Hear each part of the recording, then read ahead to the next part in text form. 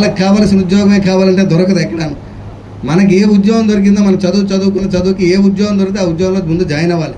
ఆ జాబ్లో జాయిన్ అయిన తర్వాత ఆటోమేటిక్గా మీకు ఎక్స్పీరియన్స్ వస్తుంది, లైఫ్ ఏంటో తెలుస్తుంది, మిగతా కంపెనీలు ఎలాగున్నాయో తెలుస్తుంది, ఏంటనేది తెలుస్తుంది. ఇంట్లోంచి బయటపడండి ఒకసారి. ప్రభుత్వం కానీ ఇక్కడ మేము కానీ అందరమీ కూడా ఉద్యోగ కల్పనకి సిద్ధంగా ఉన్నాం. దయచేసి మీకు వచ్చిన ఉద్యోగాన్ని తీసుకొని ఒక రెస్పెక్టివ్గా డెడికేటెడ్గా హార్డ్ వర్క్ చేయండి. హార్డ్ వర్క్ని మించింది ఏమీ లేదు.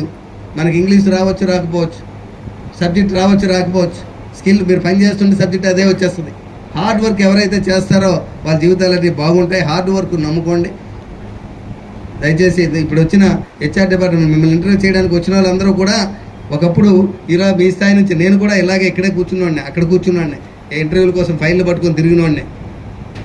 కాకపోతే మనం పని చేయాలి, హార్డ్ వర్క్ చేయాలి. ఎక్కడ ఉద్యోగం ఉంటే అక్కడ తిరగాలి. దేశం అంతా తిరిగాను, 10 సంవత్సరాలు తిరిగాను, దేశం అంతా తిరుక్కొని వచ్చాను ఇక్కడికి.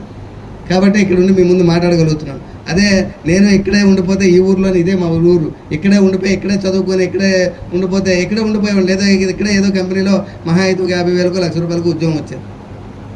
సో బయటికి వెళ్తే మనకి మంచి అవకాశాలు ఉంటాయి. ఈరోజు చాలా కంపెనీలు వచ్చాయి.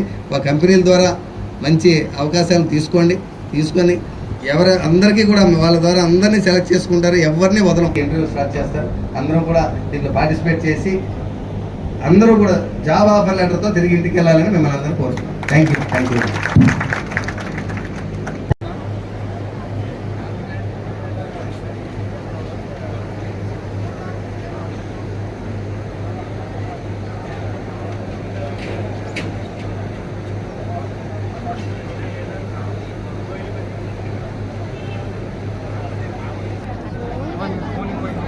అప్డేట్ యాప్ వచ్చేసి మాట్లాడి రీఫ్రెష్ చేస్తూ ఉంటుంది.